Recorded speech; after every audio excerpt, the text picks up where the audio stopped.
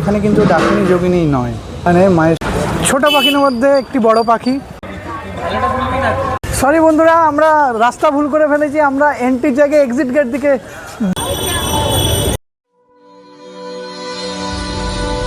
আচ্ছা, আমরা চলে এসেছি এখন বারাসাত স্টেশনে। বারাসাত স্টেশন, আমরা আমাদের যাত্রা শুরু করেছিলাম শিয়ালদা থেকে।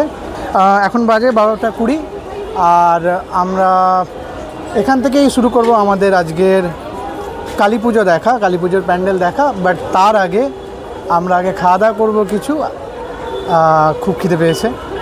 আর আমার সাথে আছে আমার দুই বন্ধু, একজন ছাতা ধরা শুভ্রনীল আর একজন সৌমদীপ। তো দেখি এবার এখান থেকে কোথায় যাওয়া যায়। আগে খাওয়া দাওয়াটা সারি, তারপর আমরা এক এক করে প্রত্যেকটা প্যান্ডেলগুলো দেখব। তো বারাসাত স্টেশন থেকে আমরা এখন নেমেছি প্ল্যাটফর্ম নম্বর 4 নম্বর প্ল্যাটফর্ম থেকে আমরা সিঁড়ি ধরে ওই ডান দিকটাই যাব। ওই দিক থেকে আমরা শুরু করব আমাদের আজকের প্যান্ডেল হপিং। তো ঠিক 4 নম্বর প্ল্যাটফর্ম থেকে ওভারব্রিজ দিয়ে উঠেই ডান দিকে পড়ছে, এটা রাইট সাইডে। তো চলুন আমরা উঠি। আচ্ছা, আমরা স্টেশন দিয়ে বেরিয়ে পড়েছি। এইদিকে একটা পুজো আছে, কিন্তু এটাতে আমরা এখন যাব না, আমরা আগে খাবো তারপর যাব। আমরা একটা ভাতের হোটেল পেয়েছি, দেখি এখানে খাওয়া যায় কিনা। এখান থেকে আমরা যে খাওয়া দাওয়াটা শেষ করব। আচ্ছা, ভাতের হোটেল থেকে ভাত খেয়ে নেওয়ার পর, পেট পুজো করে নেওয়ার পর, এবার আমরা নেক্সট মণ্ডপের দিকে চলেছি। আমরা আমাদের নেক্সট মণ্ডপ, সেদিকে আমরা চলেছি। দেখি আর কি দেখতে পারি। তবে এবার আমরা ফ্রেশলি ঘুরতে পারবো, যেহেতু খাওয়া দাওয়া হয়ে গেছে, খাবারটা পেট পুরো ভর্তি। তো এবার চলে যাই আমরা নেক্সট মণ্ডপে। অনেক বিখ্যাত।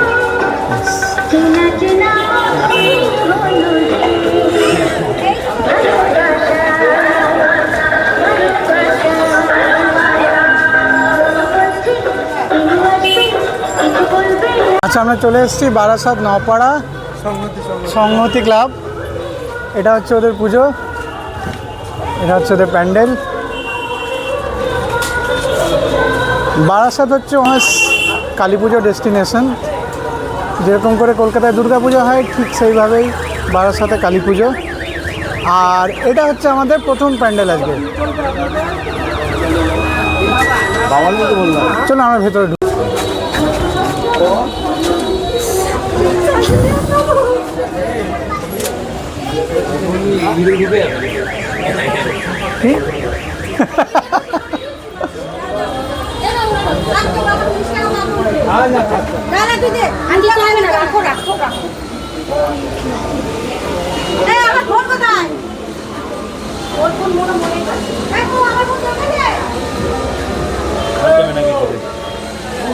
ভেতর থেকে দেখতে ঠিক এরকম প্যান্ডেলটি। আমার যেটা মনে হচ্ছে যে রাজস্থানী আর্কিটেকচারের উপরে এটা করা, তাই না?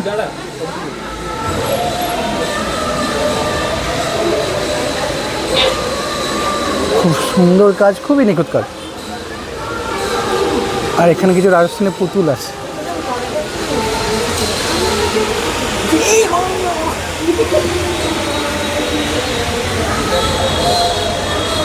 এখানে আমার দুই বন্ধু ফটো তুলছে।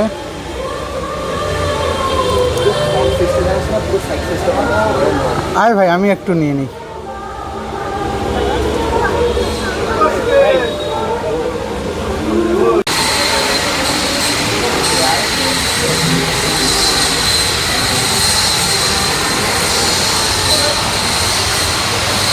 এখানে একটি আয়না আছে, যে আয়নাটি ছিল ভিড়ের চাপে ভেঙে গেছে। দেখে তো তাই মনে হচ্ছে। না না, সেগুলো দেখে নিচ্ছি। তো এই মেন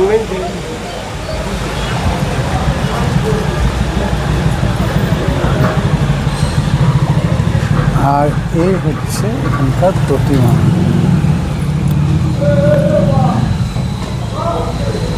কি মিষ্টি দেখতে।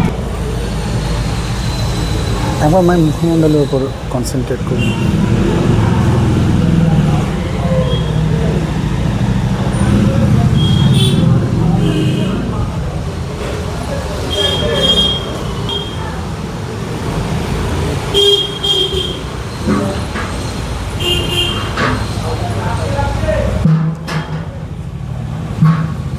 আচ্ছা, পাশে যে আমরা ডাকিনী যোগিনীকে দেখি, এখানে কিন্তু ডাকিনী যোগিনী নয়, মানে মায়ের সখী মনে হচ্ছে দেখে। তো সেখানে এই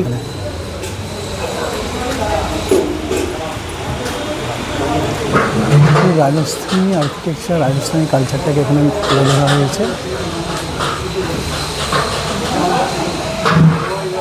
বেশ সুন্দর কাজ। পাশে যে মায়ের করা হয়েছে অ্যাকচুয়ালি এই মূর্তিটিতে পুজোটি হয়েছে। তো এই ওপরে এই লাইটগুলো দিয়ে সাজানো, সন্ধ্যেবেলায় এই লাইটগুলো জ্বলবে এবং জায়গাটি খুবই সুন্দর দেখাবে। যেহেতু আমরা সকালবেলা এসেছি আর যেহেতু আমরা খুব দূর থেকে এসেছি, তো ওই জন্য আমরা সকালবেলা থেকে শুরু করেছি। কারণ সন্ধ্যেবেলায় এখানে কিন্তু কালী পুজোর সময় ফেরাটা একটু চাপ হয়ে যায়, কারণ ভিড় খুব হয় আর ট্রেনগুলোতে খুবই ভিড় হয়। তো ওই জন্য আমরা সকাল থেকে শুরু করেছি। আমরা এই লাইটিংগুলো হয়তো সন্ধ্যেবেলার দিকে যখন যে মণ্ডপগুলো ঘুরবো সেগুলোতে দেখতে পাবো, কিন্তু এই জায়গাটিতে সন্ধ্যেবেলায় এলে আরও খুব সুন্দরভাবে দেখা যাবে। এই জায়গাটি হচ্ছে স্টেশনের একদম পাশে, এইদিকে স্টেশনটা আর এইদিকে রাস্তাটা, স্টেশনের প্যারালাল যে রাস্তাটা যাচ্ছে সেই রাস্তাটা দিয়েই আমরা যাচ্ছি। মনে হচ্ছে সামনে একটা বাড়ির পুজো বা কোনো একটা মন্দিরের পুজো আছে। না, এটা মণ্ডপ তো নয়, এটা যে বিয়ে বাড়ির কিছু হবে। হ্যাঁ হ্যাঁ, এইদিকে স্টেশনটা। আচ্ছা, এটা হচ্ছে পুজোটার এন্ট্রি। যাচ্ছি কিন্তু রাস্তাগুলোর সেই অবস্থা, রাস্তা খুবই খারাপ। তো ভিড়ের মধ্যে রাস্তা দিয়ে এলে চাপ তো হবেই। স্টেশনের প্যারালাল রাস্তা, কিন্তু তাও এই রাস্তাতে খুব বেশি কাজ হয়নি মনে হচ্ছে। এই রাস্তাটা আরও ভালো হতে পারত। দেখুন, খুবই খারাপ রাস্তা হয়ে আছে। আচ্ছা, এরপর আমরা চলে এসেছি নপাড়া ওয়েলফেয়ার কমিটির পুজোতে। ঠিক সামনে একটু এগোলেই মণ্ডপটি আছে, আমরা মণ্ডপের দিকে এগোচ্ছি।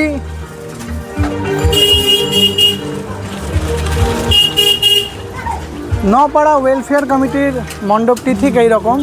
প্রত্যেকবারই এনারা খুব ভালোভাবে পুজো করেন এবং এনাদের মণ্ডপটিও খুব সুন্দরভাবে সাজানো হয়। দেখুন, যদি বড় করে দেখায় তাহলে মণ্ডপটি ঠিক এই রকম। একটু জুম করে দেখা।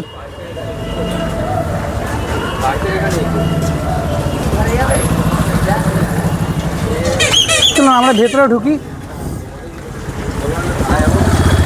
ঠিক এইরকমই একটা পুজো আমরা দুর্গাপুরের একটি পুজোতে দেখেছিলাম পাখিদের নিয়ে, আর এখানে ইনি পোজ দিচ্ছেন এটির মধ্যে, আর এদিকে ফটোগ্রাফার। ছোট পাখির মধ্যে একটি বড় পাখি, ইনি হচ্ছেন এই থিমের পার্ট। আপনারা যখনই আসবেন এনাকে হয়তো দেখতে পেতে পারেন, এখানে খুঁজবেন। খুবই ভালো থিমটা।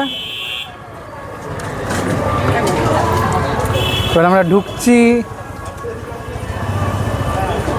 ভেতর দিকে, কিন্তু ভেতরটা খুবই অন্ধকার এবং ঠাকুর খুবই অন্ধকারের মধ্যে। কেন, কি কারণে সেটা আমরা বুঝতে পারছি না। এটা হচ্ছে এখানকার প্রতিমা, খুবই সুন্দর প্রতিমা, কিন্তু লাইটের এই অবস্থা কেন জানি না। হয়তো আজকে বিসর্জন হবে, তাই হয়তো।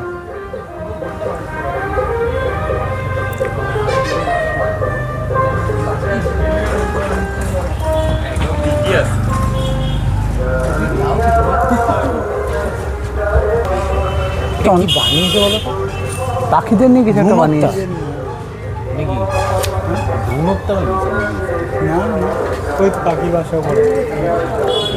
জীবনের শুরু, এটি এখানের থিম। 5 নম্বর দিয়ে যাচ্ছি, সামনে পাইনিয়ার পার্ক। পাইনিয়ার পার্কের পুজোটা দেখব। আচ্ছা, এবার আমরা পাইনিয়ার পার্কের পুজোটাতে ঢুকছি। এখানকার মেলা স্বাভাবিকভাবেই, যেহেতু দুপুরবেলা এসেছি, মেলা বন্ধ। এই এখানে জলপরি দেখা যায়, জলপরি একটা জলপাঠা। মারমেড দেখতে চান তো এখানে আসতে পারেন, লাইভ মারমেড দেখা হবে। ভাই জলপরিগুলোকে কি ধরে এনেছে নাকি? ভাই ঢুকবো কোন দিক দিয়ে?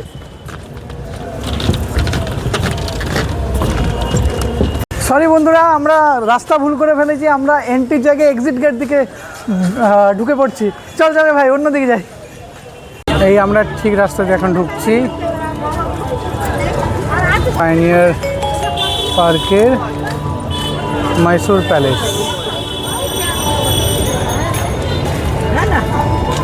ঠিক লেকের ধারে পুজোটা হয়, তাই সকাল বলুন এবং সন্ধ্যেবেলা বলুন একটা আলাদাই ভিজিবিলিটি পাওয়া যায়, এটার একটা আলাদাই ভিউ হয়। রাত্রেবেলার দিকে আরও বেশি ভালো লাগে। এখনও নেহাতি খারাপ লাগছে না। ঠিক আমাদের কলকাতায় যেরকম কলেজ স্কোয়ারের পুজো হয় লেকের ধারে, এখানের পুজোটিও ঠিক সেরকম। আর এই দেখুন বাইরের থিমটা, পাইনিয়ার অ্যাথলেটিক ক্লাব, থিম হচ্ছে মাইসোর প্যালেস। ঠিক এখান দিয়ে এন্ট্রি।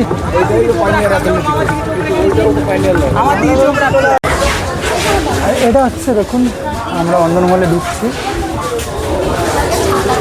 পাইনিয়ার পার্কের প্যান্ডেলের অন্দরমহলে। ঠিক যেরকম মাইসোর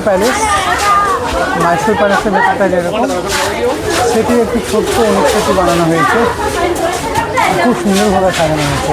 উপরে ঝাড়বাতি,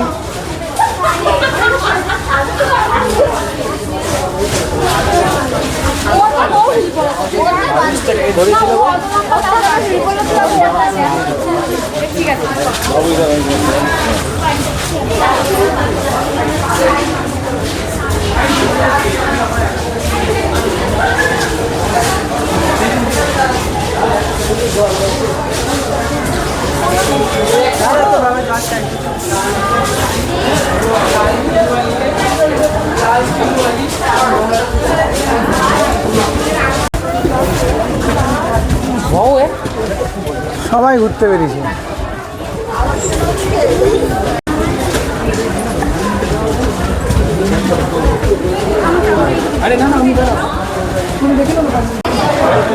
এইটি হচ্ছে পাইনিয়ার পার্কের পুজো।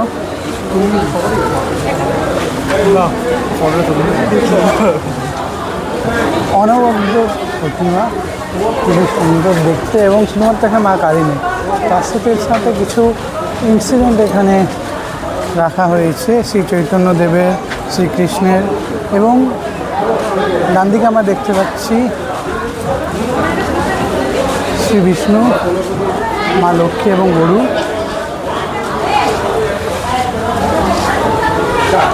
এখানে শ্রী চৈতন্যদেব, ডান পাশেও শ্রী চৈতন্যদেব, কিন্তু এটা হচ্ছে পুরী যাওয়ার পর। এবং একদম লেফট সাইডে যিনি আছেন কৃষ্ণরাধা, আর মাঝে মা কালী। আমি একটু জুম করে দেখাই।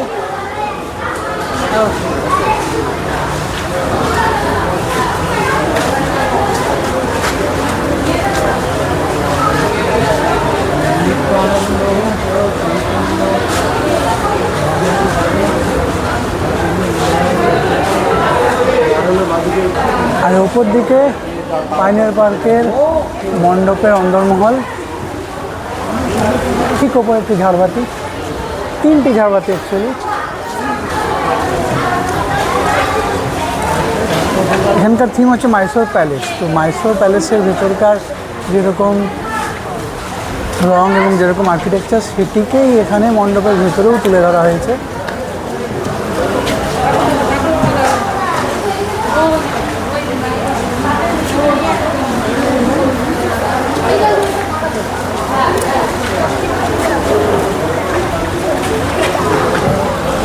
পাইনিয়ার পার্কে পুজো দেখার পর এবার আমরা চলেছি আমাদের নেক্সট পুজোতে। আচ্ছা, এবার আমরা যাচ্ছি রেজিমেন্টের পুজোতে। সেই রেজিমেন্টের পুজোটা হলো ডালতলা বকখালি রোডে, সেই রোডটা, আর এই রোডের ওপরেই পুজোটা। এখানে পেট্রোল পাম্পটা আছে, এই পেট্রোল পাম্পটা পেরিয়েই আমাদের রেজিমেন্টের পুজোটা। তো চলুন আমরা এগোচ্ছি ওই দিকে, দেখা যাক।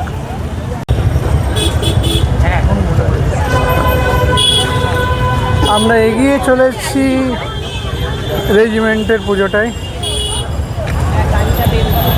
বাসের ব্যারিকেডের মধ্যে দিয়ে আমরা ঢুকছি।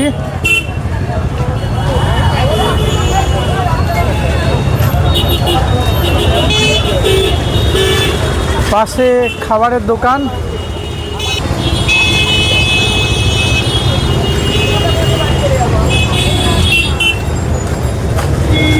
এই হচ্ছে পুজোর স্বাদ, প্যান্ডেল হপিং, খাওয়া দাওয়া সব একসাথে। আর এটি হচ্ছে রেজিমেন্টের পুজো। দেখে মনে হচ্ছে কোনো দক্ষিণী মন্দিরের আদলে তৈরি হয়েছে। আমরা প্রবেশপথ দিয়ে ঢুকছি। এই মণ্ডপটিকে ডেকোরেট করেছে মা কালী ডেকোরেটরস। আমরা যদি একটু বাইরে থেকে এই মণ্ডপটিকে কভার করি তো মণ্ডপটি দেখতে ঠিক এই রকমের। আর ওই পারে গিয়ে ছবি তুলতে হবে। মণ্ডপটি তিরুপতি বালাজির মন্দিরের আদলে তৈরি। দক্ষিণের খুবই নামকরা একটি মন্দির। তো চলুন আমরা তিরুপতি বালাজির মন্দিরের ভেতরে প্রবেশ করি। গোবিন্দা। হ্যাঁ, অ্যাকচুয়ালি তিরুপতি মন্দিরের ভেতরে যখন ঢোকা হয় না, তখন গোবিন্দা গোবিন্দা বলে ঢুকতে হয়। সবাই গোবিন্দা গোবিন্দা বলে। আর এটি হচ্ছে মন্দিরের ভেতরের। দাঁড়াও ভাই, এখন দুপুরবেলা, এখন দুপুরবেলা দাদা, একটুখানি দেখে। আমরা তো দেখবো, বলুন। এখন ফাঁকা আছে, ওইখানে দাঁড়িয়ে সবাই দাঁড়িয়ে হ্যাঁ, যাবে। দুপুরবেলায় ভিড়টা হলে তখন বলতে পারেন। দেখুন না, লোকটা এখনো আছে। আমরাও এসছি, অনেক দূর থেকে এসছি, কলকাতা থেকে এসছি। এগিয়ে যাবেন, এগিয়ে যাবেন, সামনের দিকটা ক্লিয়ার করবেন। দাদা ভাই, ওইটা এগিয়ে যাবেন, ওইটা ফাঁকা আছে। দিদি ভাই, ওইটা এগোতে থাকুন, গেটটা ক্লিয়ার করবেন। এখানে মহাভারতের কিছু ইনসিডেন্টকে তুলে ধরা হয়েছে। সামনের দিকটা ক্লিয়ার করবেন দিদি ভাই। এখানে শ্রীকৃষ্ণের মৃত্যুর যে ইনসিডেন্টটি, ওইটা ফাঁকা আছে। আর এখানে মা কালী প্রতিমাটি। দিদি ভাই, এগোতে থাকুন। দারুণ এক কথা, পেছন দিকটা খুব সুন্দর clear করেছে, তাই না? করবেন। হ্যাঁ, ঝাড়বাতিটি জ্বলছে না, এইদিকে জ্বললে খুবই ভালো হতো।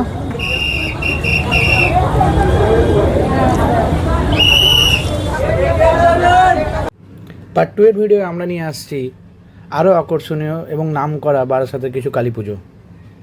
তাই পার্ট 2 এর ভিডিওটা দেখতে ভুলবেন না। ততক্ষণের জন্য ভালো থাকবেন, সুস্থ থাকবেন, আমার চ্যানেলটি সাবস্ক্রাইব করে দেবেন এবং আমাকে কমেন্টে জানাতে ভুলবেন না যে আপনাদের কোন মণ্ডপটি সবথেকে ভালো লেগেছে। ততক্ষণের জন্য বাই বাই।